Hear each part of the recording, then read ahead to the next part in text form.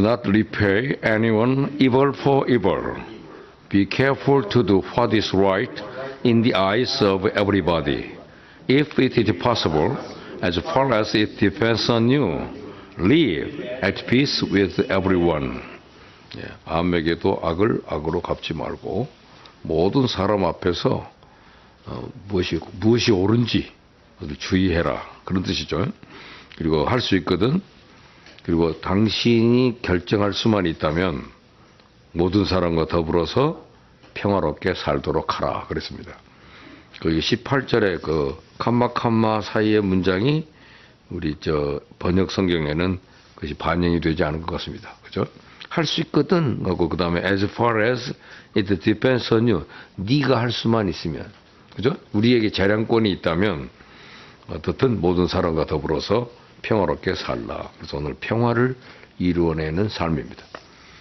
우리 국민이 지금 평화를 원하지만 오늘 찬송가가 거의 평화잖아요. 평화. 평화는 비용이 많이 들어요. 평화를 유지하기 위해서. 지금 우리나라도 지금 어떻게든지 통일이 되는 것보다는 평화 공존이 필요하죠. 함께 상생하고 평화롭게 지내길 원합니다. 그쪽에서는 자꾸 우리에게 악을 갚도록 하는 흥분을 시키고 있어요. 천안함 폭침이라든지 시시갖고 우리를 자꾸 자극하고 그런단 말이죠. 그래도 우리가 그것을 악을 악으로 갚아버렸더라면 오늘 본문에 뭐라고 하면 do not repay. 되갚지 마라 그러죠. 되갚지. 악을 악으로 evil for evil. 악을 악으로 되갚지 마라. 그러니까 안갚음을 한다고 그러잖아요. 안갚음을 해버리면 우린 끝납니다. 근데 우리가 항상 do not repay. 이 본문을 늘 기억해야 돼요. do not repay anyone 어떤 사람에게도 그죠? do not repay anyone evil for evil. 악을 악으로 갚아서는 안 된다. 어느 초원에서 생긴 일입니다. 하루는 동물의 왕이라고 불리는 사자가 깜빡 잠이 들었답니다. 그 틈을 이용해서 굶주린 하이에나가 사자 새끼 가운데 한 마리를 잡아먹어 버렸어요. 그리고 멀리 다 도망갔습니다. 잠에서 깨어난 사자가 이 사실을 알고 노발대발했죠. 즉시 초원의 모든 동물을 사자가 한자리로 모이고 한 다음에 이 하이에나가 저지른 악행을 발표하면서 하이에나를 전멸하겠다고 으름장을 놨습니다. 그리고 사자는 그 일에 초원의 모든 동물들이 협조를 하라고 요청을 했어요. 모든 동물들은 하이에나가 저지른 악행을 듣고 경악을 금치 못했습니다.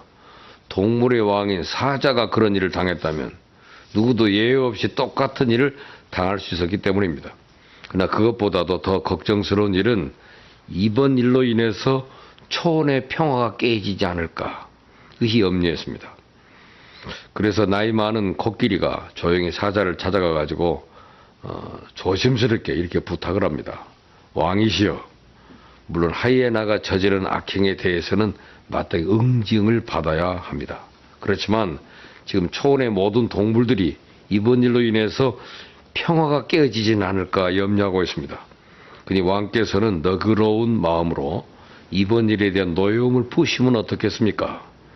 그랬더니 사자가 화를 벌컥 내면서 뭐라고? 이런 굴욕스러운 일을 그냥 참고만 있으라고? 그렇게 비겁해서야 내었지 동물의 왕이라고 불릴 수 있겠냐? 그랬더니 코끼리가 왕이시여 그렇지 않습니다. 진정한 용기는 자기 힘을 휘두르는 데 있는 것이 아니라 힘을 절제하는 데 있다고 생각합니다. 비록 왕께서 극심한 아픔을 당하셨지만 그래도 분별력을 잃지 않으시고 평소와 같이 침착하고 위험스러운 모습을 보여주신다면 초원의 모든 동물들은 왕을 더욱 존경하고 잘 따르게 될 겁니다. 이 말을 들은 사자는 역시 동물의 왕입니다. 그는 코끼리 말을 듣고 일리가 있다고 생각을 했어요. 그래서 사자는 자기 분노를 참고 코끼리 말을 따르기로 했습니다. 그 결과 초원의 평화는 그대로 유지가 되었습니다. 근데 멀리 달아났던 하이에나가 그 소식을 듣고 한편으로는 다행스럽다고 생각을 하면서 그러나 또 한편으로는 사자를 비웃었어요. 그래서 주변에 있는 동물들한테 헛소문을 퍼뜨렸답니다. 사자가 원래 겁이 많은 동물이야. 나하고 싸우기 싫으니까 나를 피하는 거야. 그 소리를 듣고 나이 많은 코끼리가 하이에나를 찾아갔습니다. 코끼리는 자기의 큰 발로 하이에나를 사정없이 짓밟은 채 이놈아 똑바로 들어. 사자가 너같이 입만 살아서 나불대는 짐승을 정말 두려워서 참는 줄 알아? 사자는 모든 동물의 평화를 위해서 자기 아픔을 억누르면서 참고 있는 거야. 세상의 모든 사람들이 평화를 원하고 있습니다. 그럼에도 불구하고 이 땅에는 평화가 제대로 정착되지 않고 있습니다.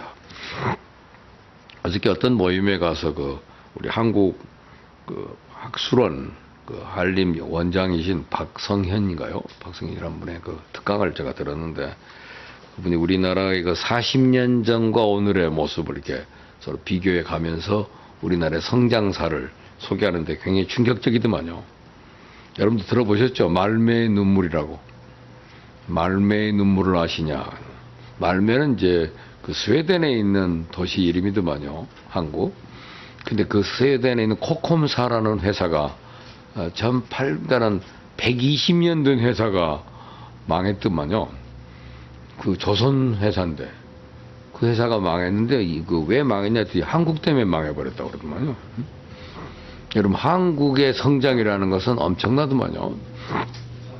1972년인가요? 72년에 그리스로부터 26만 톤급 유조선을 걸축해달라는 수주를 2건 받았답니다. 그리고 우리나라는 73년도에 조선소를 창립하더만요. 그러니까 조선소도 없는데 수주를 받아냈어요. 이게 한국이랍니다. 그분은 제가 조회를 해보니까 기독교이더만요. 강의하시는 분이.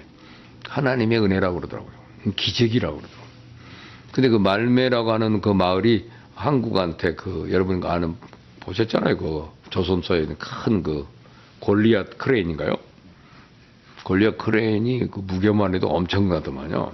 근데 그것을 자기네들이 유지할 수가 없으니까 이제는 매각을 하는데 사갈 사람들이 없어서 결국 우리 한국에서 사와가지고 1달러에 사오더만요. 매각이 1달러. 근데 이동에다가 설치하는데 220억 들었다고 하더만요. 근데 그것이 세계에서 제일 큰 골리앗 크레인입니다.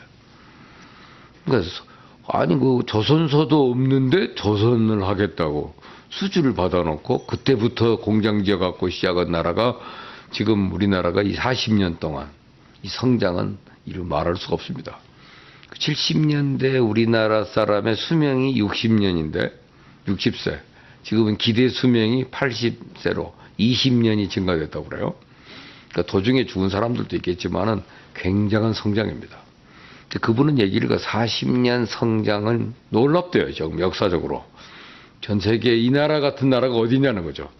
굉장히 성장했는데 문제는 40년이 되더니 더 이상 성장을 안 한다는 거예요. 어떡할 거냐 이거지. 정부나 개인이 R&D, 연구 개발비에는 별로 투자를 하지 않고 자꾸만 복지 예산으로 지금 모든 상황이 나가다 보니까 굉장히 사회 구조 자체가 흔들리고 더 이상 성장은 없답니다. 그러면서 우리가 잘 아는 우화로 나와 있는 독수리 얘기를 들더라고요. 여러분, 독수리 얘기 아시죠?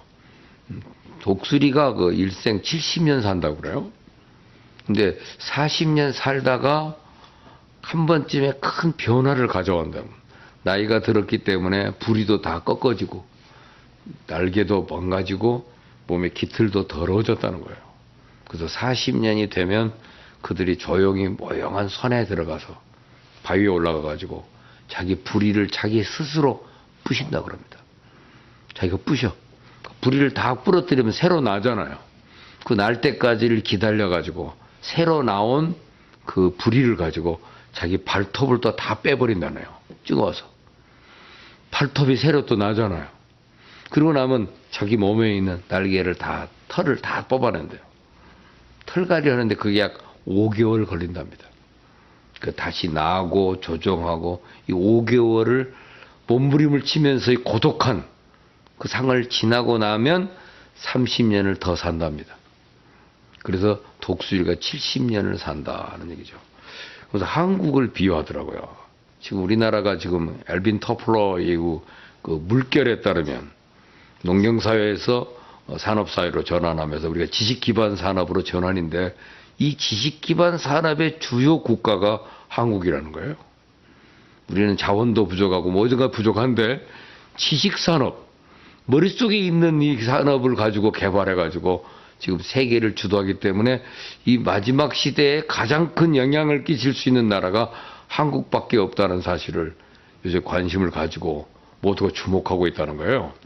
근데 그것이 다시 유지되려면 지금 40년 이게 성장을 했는데 과감한 이노베이션, 그죠? 변화가 필요하다. 그래야만 새로운 30년을 더 살 수가 있다는 얘기를 하더라고요. 그죠? 얼마 있으면 우리 건 다 이제 결국은 이 조선공업도 일본 때문에 말매 사람들이 그 크레인이 떠날 때 온 도시가 울었답니다. 그 회사도 코컴사라고 들어보셨죠? 코컴사가 망해버리고. 그러니까 1986년에 망했더라고요.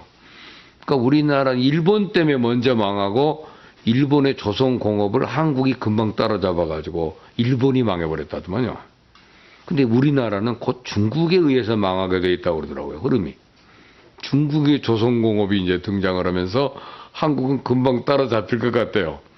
그러니까 이제는 더 이상 그날이 곧 다가올지는 모르지만 앞으로 30년은 좀 더 갔으면 좋겠다 하는 바람을 갖는다면 우리가 과감한 R&D가 뭡니까?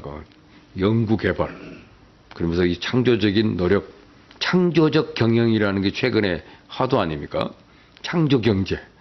이것을 하지 않으면 우리가 이 앞으로 살아가기는 어렵다는 전망을 어저께 강의하는 거 듣고 그 영국 대사가 와서 또 그 자기 물건을 팔더라고요. 영국이 지금 가장 주요 관심을 갖고 있는 나라가 한국이랍니다. 갖고 한국과의 무역화에서 자기네가 영국은 흑자를 누리고 우리가 유일하게 적자예요. 그래서 그 적자의 대부분의 벽이 그 북해산 원유를 우리가 들여온다면서요. 그것 때문에 요새 한국한테 자기네가 흑자를 보고 있대요. 그렇지만 지금 우리나라의 모든 그 아이들 스마트폰 만들어내는 기술 여기에는 반드시 영국 기술이 들어가야만 그것이 판매가 된다고 그러더만요. 그래서 그것을 관리할 수 있기 때문에 자기 모든 나라의 역량을 총 관리해서 한국과의 교역, 한국의 집중 투자로 지금 전환되고 있답니다. 그래서 지금 세계의 그 대표적인 국가였던 영국이 주요 대상국을 타켓을 한국으로 놓고 한국과 더불어 하는데 우리나라는 지금 어떤 자세를 가져야 되느냐. 중요한 창조적 경제에 지금 위기에 놓여 있다고 합니다. 중요한 얘기죠. 그런데 지금 북한이죠. 북한이 북괴라고 하는 말도 우리가 좀 어폐가 있는데 북한이 지금 우리하고 자꾸만 깐죽해서 싸움을 걸고 그 나라는 지금 거의 망해가는 나라 상태인데도 우리에게 위협이 되고 있습니다. 그때 우리가 이런 상황에서 어떻게 살아가는가? 가장 중요한 것은 남북의 평화입니다. 제 아들이 파키스탄 캐시미르에 가서 1년 동안 NGO 사역을 하는데 그 아이들이 가르치다 보면 항상 마음에 저는 저 인도를 꼭 죽이고 말 거예요. 복수를 키우고 있더라는 거예요. 항상 꿈이 그 나라를 망하게 해야 되겠다는 이 생각을 갖고 있는 아이들한테 평화 도서관을 만들고 평화를 가르쳤다고 그래요. 근데 그 평화 중에서 제일 어려운 것이 자기네가 이제 선교단체에서 지원받는 돈이 약 3만 원 정도의 한국 돈 3만 원 정도를 한 달 생활비로 공급받는데요. 근데 때로는 그것이 5만 원어치 가치가 될 때가 있고 때로는 3만 원으로 다시 떨어질 때가 있더래요. 그래서 그때를 보니까 한국과 북한 관계가 좋으면 달러 가치가 높아가지고 5만 원어치가 되고 긴장 관계로 바뀌면 갑자기 그것이 떨어져 버리더라는 거예요. 그래서 이 평화는 많은 돈이 필요하다는 것을 배웠다고 그러더라고요. 평화입니다. 우리가 평화를 이루는 삶, 남북과의 평화를 이루는 삶. 우리 어떤 분은 그거 맞았으면 당장 응징해야 되지 않냐 그러지만은 그거는 쉬운 얘기가 아닙니다. 악을 악으로 do not repay anyone. 용어를 적용해야 되기 때문입니다. 그래서 오늘 이 말씀을 같이 나누려고 그래요. 세상 사람들은 힘으로는 평화를 달성할 수가 없다. 지금 우리가 통일이 되는 것보다는 평화 공존이에요. 평화롭게 살아가지 않으면은 굉장한 이거 어려운 일이에요. 지금 이 상황이. 그래서 우리가 지금 30년을 또 내다보면서 놀라운 창조 경제를 하고 새로운 변화를 도전하고 했는 중요한 때에 이것이 평화가 깨져버리면 이 모든 것은 무너져버리고 맙니다. 그래서 우리가 어떻게 하면 평화를 이룰 수가 있나? 이 성경이 가르쳐주는 명쾌한 해답이 오늘 본문의 내용입니다. 바울은 그 본문에서 평화를 이루어내는 올바른 방법, 그 방법론이 인간의 방법이 아니고 하나님의 방법입니다. 이 세 단계로 나눠서 우리에게 말씀해 줬는데, 첫째는 악을 버리라. 둘째는 오늘 본문에 선을 행하라.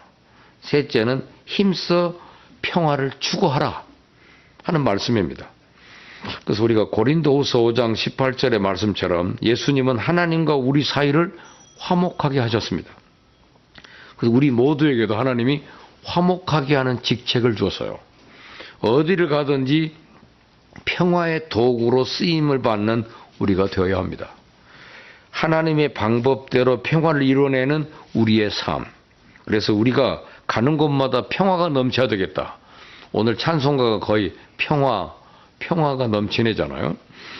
그래서 평화를 이루기 위해서 우리가 해야 될 가장 기본 전략.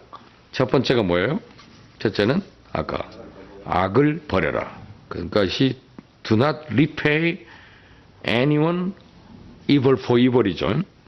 평화를 이루어내기 위한 첫 번째 단계는 악을 버리는 겁니다. 어떤 사람이 우리에게 악한 일을 행하면 어떻게 해주고 싶습니까? 성질대로라면 우리가 당한 이상으로 안갚음을 해야 될 것입니다.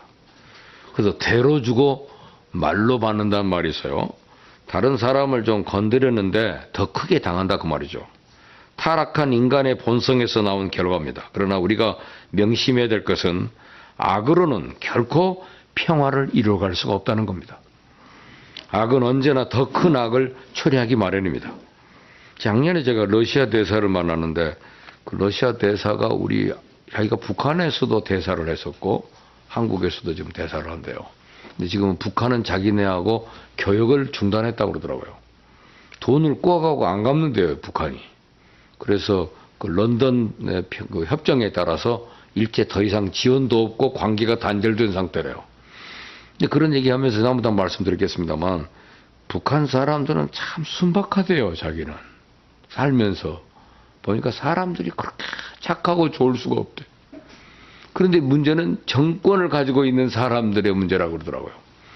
그러니까 우리가 대한민국이 그들과 더불어 이렇게 싸우는 것보다는 자기가 이 대한민국에 와서 대사를 하면서 느끼는 것은 끊임없는 협상, 끊임없는 대화를 계속해야지 싸워서는 안 되겠다.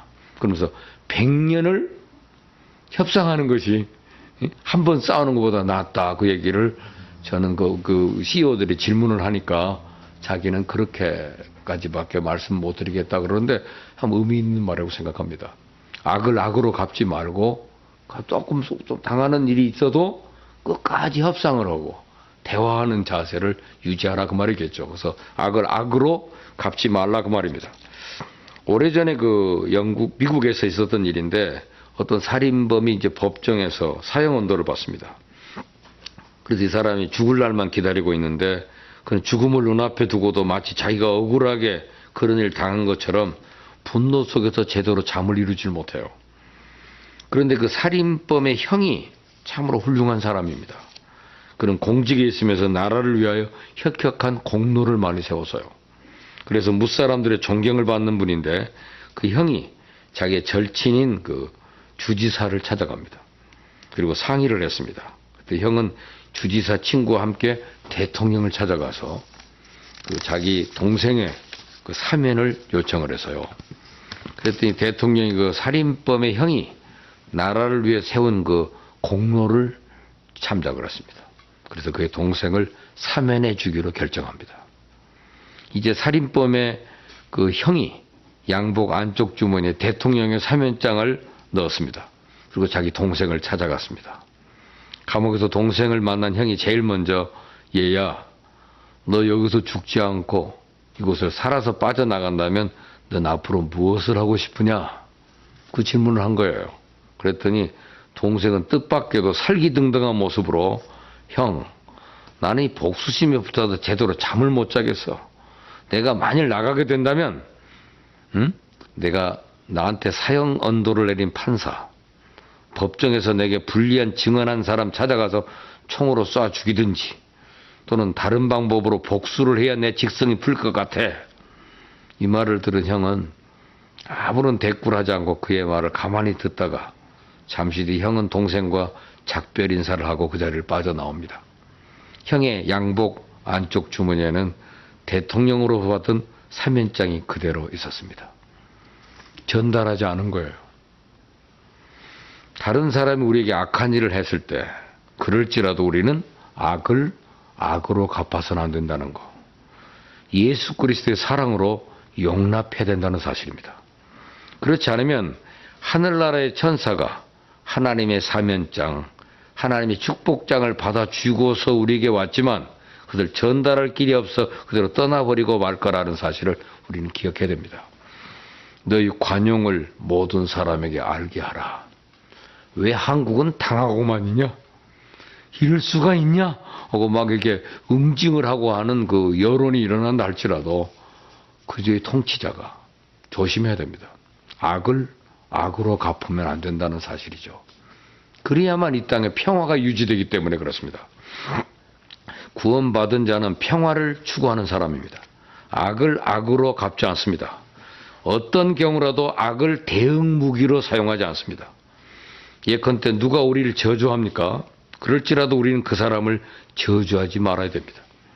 다른 사람이 우리를 원수로 대한다면 그럴지라도 우리는 그 사람을 원수로 여기지 말아야 됩니다. 초대교회 7 집사 가운데 한 사람 스데반을 한번 생각해 보세요. 그는 성령이 충만한 가운데 자기의 동족 유대인들에게 복음을 전했습니다. 그러나 그들은 그가 전하는 복음에 귀를 기울이려고 하지 않습니다. 돌로 쳐서 그를 죽였습니다. 참 문화적인 콘텐츠가 다르고 생각이 다른 사람들이에요. 스데반은 해외 유학파입니다. 그 때문에 와보니까 손으로 지은 성전에 너무 사람들이 모여있고 그것만이 하나님이 거기 계신 것만 아는 그 사람들하고 정면 충돌이 됐어요. 또 스데반의 설교는 매우 보편적이고 세계적인 메시지입니다. 나 그 말씀에 부딪혀가지고 결국은 죽는데 마지막으로 스데반이 어떤 기도를 드렸습니까? 우리가 아는 대로 주여 이 죄를 저들에게 돌리지 마옵소서. 이게 스데반의 기도입니다. 근데 그가 만일 주여 이 원수를 꼭 갚아주시길 바랍니다. 이 죄를 저들에게 돌려서 젖을 다돈 대대로 망하게 해주십시오. 만일 스데반이 이런 기도를 드렸더라면 그는 위대한 순교자가 될 수 없습니다. 그는 평화를 추구하는 사람이에요. 무릎을 꿇은 채 진솔한 모습으로 주여 이 죄를 저들에게 돌리지 마옵소서. 그는 평화의 기도를 드리면서 자기에게 돌로 치는 그들에게 평화를 선포했습니다. 다른 말로 말하면 악으로 악을 갚지 않아서요. 그 기도에 힘입어서 변화된 사람이 누굽니까? 그게 바로 바울이잖아요. 바울이 누굽니까? 이 본문을 기록한 사람입니다. 로마서. 이 본문을 누가 기록했어요? 바울이 기록입니다. 중요한 말씀이에요. 주여 이 죄를 저들에게 돌리지 마옵소서. 이 기도를 듣고 그 기도의 응답이 바로 사도 바울이 됐어요. 바울이 원래 본시 예수 그리스도의 원수입니다. 그러던 그가 예수 그리스도의 종이 됐습니다. 위대한 사도가 됐습니다. 스데반의 평화의 기도에 하나님께서 응답해 준 겁니다. 성 어거스틴이 교회가 바울을 얻게 된 것은 전적으로 스데반 덕분이라 그랬습니다. 악을 악으로 갚지 않았던 스데반의 모습, 고통 속에서도 평화를 이루어낸 스데반의 모습이 우리의 모습이 되어야 한다 그 말이죠. 국방장관이 나는 반드시 응징하겠습니다 이렇게 말을 쉽게 하는데 상당히 조심해야 됩니다. 악을 악으로 하면은 평화가 유지되지 않는다는 사실이에요. 두 번째는 우리는 선을 행해야 된다 그랬습니다. 10절 하반절에 그 모든 사람 앞에 선한 일을 도모하라. 근데 이것이 그 단순히 바울이 어떤 생각해 내갖고 만든 게 아니고요. 시편 34편 14절의 말씀이에요, 이게. 여러분 가끔 그 예수님이 하신 말씀도 보면 시편을 인용하실 때가 있습니다. 이 바울의 편지 속에도 시편의 사상입니다. 시편 34편 14절에 악을 버리고 선을 행하며 화평을 찾아 따를지어다 그래서요. 세 가지가 똑같아요. 악을 버리고 선을 행하며 화평을 찾아 따르라. 그것이 시편 34편. 여호와의 선하심을 맛보아 알지어다 하는 말씀이 담긴 유명한 시편입니다. 그 시편의 기도대로 두 번째는 우리가 선을 행해야 된다는 것입니다. 근데 본문 내용이 모든 사람의 눈에서 옳게 보이는 것, 옳다고 판단하는 것을 행함에 주의하라 그렇게 되어 있죠. Be careful to do. 행하는 것을 주의하라. What is right? 옳은 것을. 누구 보기에? 모든 사람들 보기에. 그죠? 그래서 누가 우리를 핍박할 때 우리가 그를 저주하지 않는 것은 소극적인 일이고 그것에 만족하지 말고 한 걸음 더 나아가 그 사람을 진심으로 축복해 주는 것이 적극적인 일입니다. 여러분들은 혹시 그 북한을 어떻게 생각하세요? 늘 마음속에 빨리 좀 망해버리든지 해버려야지 그냥 이런 마음으로 생각하십니까? 할 때보다 저거 좀 망하게 해주십시오라는 마음이 있습니까? 그렇다면 절대 어떤 평화가 오지 않습니다.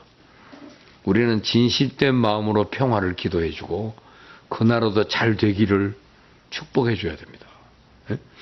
우리가 해외에 나가서 혹시 북한 사람을 만나도 마음이 어떻습니까? 섬찟하면 이건 우리가 문제가 있는 겁니다. 그들을 축복하는 이 진정한 마음들이 있어야 그들을 우리 것으로 만들 수가 있어요. 이 축복의 문제입니다.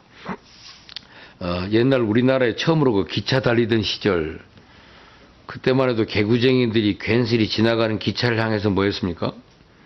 돌멩이 던졌죠. 혹시 돌멩이 던져본 분 계십니까? 저는 기차 통학을 하다가 돌멩이 맞아본 경과가 있습니다. 그 맞아도 죽을 뻔했어요. 저는 가끔 기차 통학하는 아이들은 그 장기자랑처럼 밖에 매달려가요. 문 다 닫혀놓고 그 바깥에 매달려만 딱 가면서 이렇게 부딪히는 싹싹 피해가면서 가는 재미로 가는데 거기에 돌로 맞으니까요.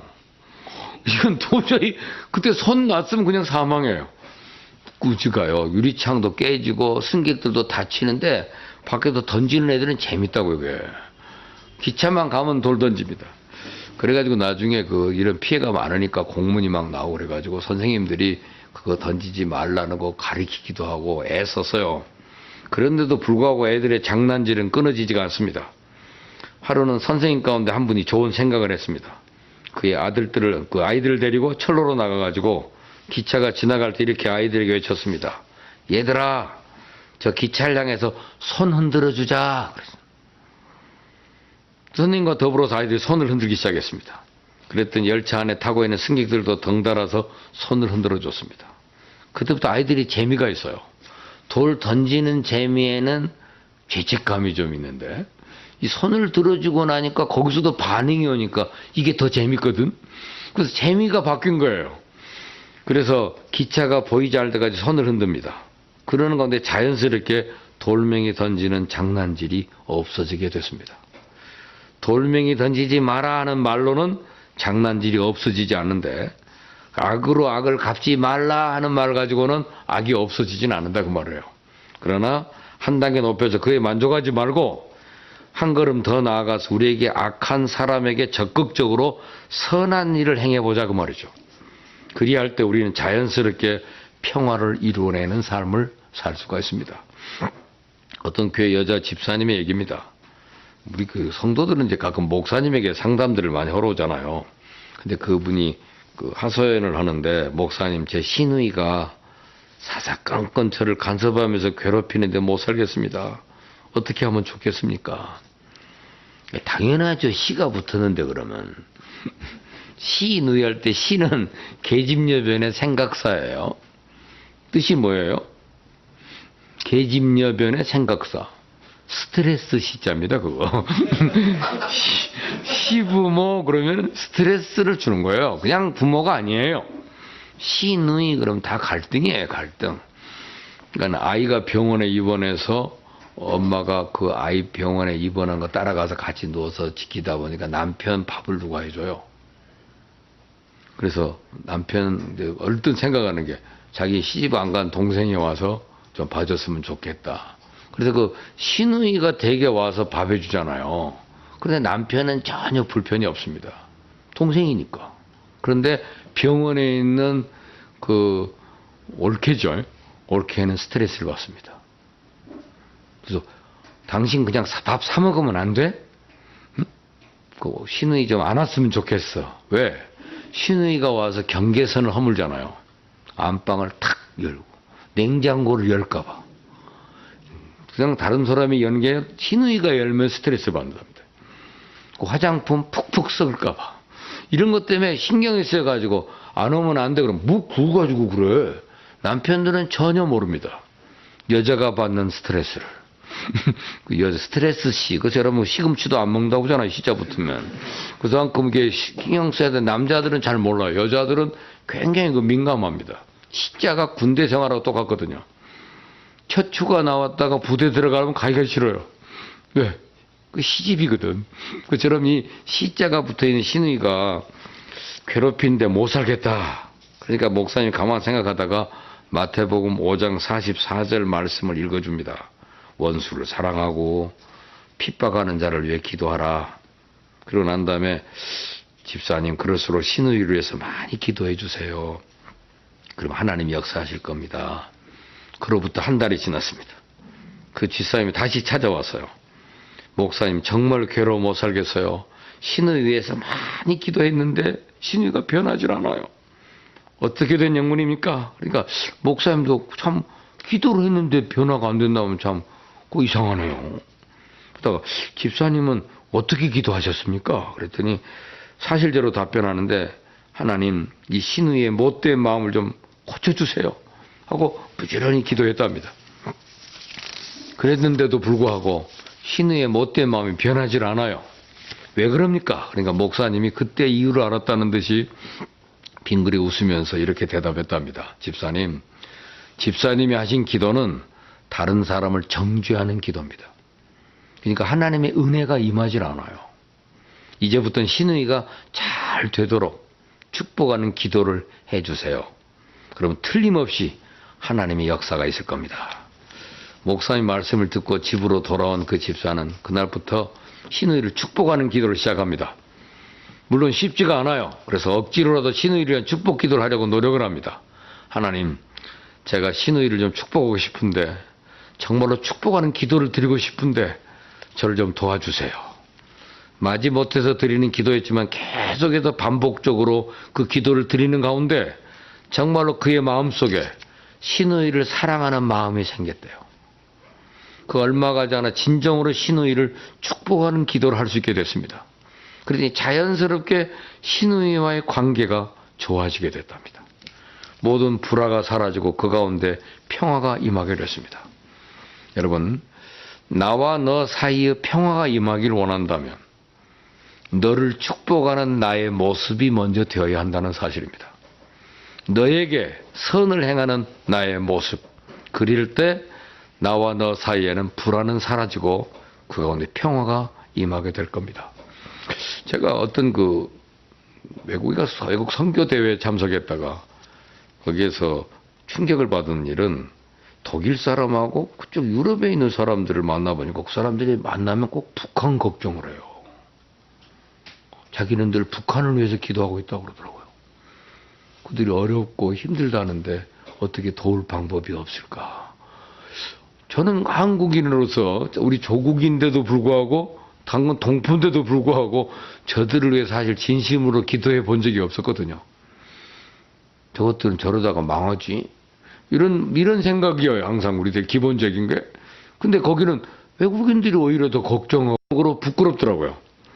여기서 그 사람들을 위하여 진심으로 축복하는가. 도와주면 뭐해? 그 도와줘봐야 다 폭탄으로 돌아올 텐데. 그 도와주더니 결국은 핵폭탄 된 거 아니야? 이런 식으로 해버리는 것들이 우리들의 일방적인 자세라면 상당히 우리가 이 부분의 두 번째 단계에서 좀 우리가 변화를 해야 될 필요가 있습니다. 억지로라도 북한이 잘 되기를 기도해야 됩니다. 북한 저러다가 망합니다. 그럼 그 나라가 중국한테 도움을 받아서 무너지는 어떻든 우리는 다시 내 종족을 잃어버리는 거예요. 우리 땅도 잊어버리고. 그다음에 두 번째는 아까 열심히 어때요? 선을 행하라. 적극적인 자세입니다. 세 번째는 뭡니까? 여러분이 이 말씀 들으면서 은근히 그 어떻게 선을 계속해요. 그런데 참 18절이 있기 때문에 참 희망해요. 무슨 말이냐면 할 수 있거든 하라는 거예요. 할 수 있거든. 할 수 있거든. If it is possible. 우리가 아무리 잘해줘도 거절하면 할 수 없는 거예요. 그죠? 할 수 있거든. 그래도 우리는 계속해서 뭐예요? 평화를 추구하라. 할 수 있거든이라는 말이 참 중요한 말입니다. 아까 첫 번째는 악을 악으로 갚지 마라. 아무에게든지 조건이 없어요. 선을 행하라 그 말에도 조건이 없어요. 근데 이 세 번째만 조건이 있습니다. 할 수 있거든. 왜? 할 수 없는 경우도 있기 때문입니다. 평화는 나와 너의 관계 속에서 이루어져요. 우리가 아무리 악으로 악을 갚지 않고 모든 사람 앞에서 선한 일을 도모할지라도 상대방이 그것을 받아들이지 아니하면 어떻게 합니까? 우린 더불어 평화할 수가 없습니다. 사도 바울도 마찬가지입니다. 자기는 평화의 복음을 전했습니다. 그리고 많은 핍박을 받았습니다. 많은 사람들이 까닭없이 그를 미워했습니다. 죽이려고 했습니다. 그렇다고 해서 사도 바울이 자기 믿음을 포기하면서까지 핍박자들하고 평화할 수는 없는 놀이에요. 그래서 이렇게까지 복음을 전했는데도 너희가 받지 않으면 그러니까 난 할 수 없이 이방인에게로 간다. 그들에게 복음을 중단하고 떠났어요. 명분이 분명해요. 나는 할 수 있는 한 최선을 다했다. 그러나 너희가 받아들이지 않는다면 나는 이방인에게로 간다. 이것이 사도 바울의 자세입니다. 이 세 번째가 참 중요한 일입니다. 미국에 산 어떤 남자 얘기입니다. 이 남자가 유명한 말을 했기 때문에 오늘 소개하려고 그래요. 그 사람이 인생은 가위바위보라고 그랬더라고요. 인생은 가위바위보. 그게 무슨 말이냐면 이길 때도 있고 질 때도 있다는 겁니다. 가위는 보한테는 이기죠. 근데 바위한테는 집니다. 인생은 질 때도 있고 이길 때도 있다. 이 사람이 한 아리따운 여성을 만났답니다. 그 여성이 아름다움에 반해서 결혼을 했어요. 근데 살다 보니까 문제가 생겨요. 얼굴은 이쁜데 얼굴에만 신경 쓰고 얼굴 관리하느라고 살림이 엉망해. 한마디로 너무 게을러요. 뭐 게을러야 미녀가 된대나. 게을르고 자기 화장하는 데만 투자하고 이쁘긴 한데 일을 못해요. 그래서 후회하고 내가 눈이 삐었구나. 여자는 얼굴이 전부가 아닌데 왜 내가 그걸 잊어버렸을까. 결국은 이혼하게 됐습니다. 그리고 난 다음에는 부지런한 여성을 찾았대요. 어느 날 마음에 딱 맞는 매우 부지런한 여성. 그래서 그 여자와 결혼을 했습니다. 살다 보니까 또 문제가 생겼어요. 부지런한 것까진 좋은데 입이 또 부지런하다네. 입이 너무 부지런해. 잠시도 쉴 수 없이 혼자만 찌꺼려야 된다는데 질려서 살 수가 없대요. 그래서 할 수 없이 또 후회하고 내가 실수했으니 좀 더 신중해야 했는데 결국 그 여자와도 헤어집니다. 이번에는 조용한 여자를 만나서 결혼해야 되겠다. 그래갖고 조용한 여자를 만났대요. 조용한 건 참 좋은데 결국은 조용한데 너무 사치스럽대요. 럭셔리한 것을 너무 좋아한대. 그래서 이게 힘든 거예요. 그래서 장점 보고 결혼했다가 단점 생기면 이혼합니다. 결국은 그가 내린 결론, 인생은 가위바위보다. 여러분 이거 알아야 돼요. 장점도 있고 단점도 있어요. 여러분의 배우자도 단점이 있습니다. 그러려니 하고 사는 거예요. 그런 것이지 내 마음에 쏙 드는 것만 가지고 있는 요소는 이 세상에 절대 없다는 사실입니다. 살다 보면 우리가 우호적인 사람을 만날 때도 있고 때로는 적대적인 사람을 만날 때도 있습니다. 그러나 그러려니 하고 살아야지. 장점이 있으면 단점도 있게 마련, 단점이 있으면 장점도 있게 마련입니다. 우리가 어떻게 해야 나와 너 사이에 평화가 임할 수 있겠습니까? 그 사람의 나쁜 점, 단점만 바라보지 말고 좋은 점, 장점을 보면서 살아야 된다 그 말이에요. 그리할 때 우리는 모든 사람과 더불어 평화를 누릴 수가 있습니다. 그래서 오늘 그 세 번째 명령이 할 수 있거든. 할 수 있거든이에요. 그래서 다시 말해서 또 한 번 반복한 말이 as far as it depends on you. 너에게 달려 있다면이잖아요. 네가 판단할 수만 있다면 할 수 있거든이란 말에다 부연 설명으로 또 하나의 그 구가 포함된 절이죠. 하나의 절이 포함된 것이 바로 그것을 강화시킨 거예요. 그래서 항상 우리는 성 프란시스의 기도를 늘 기억해야 됩니다. 주여 나를 평화의 도구로 써주소서. 그랬죠? 그 네 가지를 제시한 다음에 꼭 결론을 내렸더라고요. 미움이 있는 곳에는 사랑을, 상처가 있는 곳에는 용서를, 분열이 있는 곳에는 일치를, 그다음 네 번째 의혹이 있는 곳에 믿음을 심게 하소서 그랬더라고요. 그리고 두 번째 단에서는 오류가 있는 곳에 진리를, 절망 있는 곳에 희망을, 어둠이 있는 곳에 광명을, 슬픔이 있는 곳에 기쁨을 심게 하소서 그랬더라고요. 네 가지로. 그 다음에는 위로받기보다는 위로하며, 이해받기보다는 이해하며, 사랑받기보다는 사랑하며, 네 번째는 자기를 온전히 줌으로써 영생을 얻기 때문이니 주여 나를 평화의 도구로 써 주소서. 이것이 우리의 모습이 되어야 됩니다. 우선 우리 자신이 다른 사람과 또 모든 사람과 더불어 평화하셔야 됩니다. 아울러서 언제 어디서나 우리가 평화의 도구로 쓰임을 받아야 됩니다. 그래서 팔복 가운데 뭐라고 나왔습니까? 피스메이커. 화평케 하는 자는 복이 있다.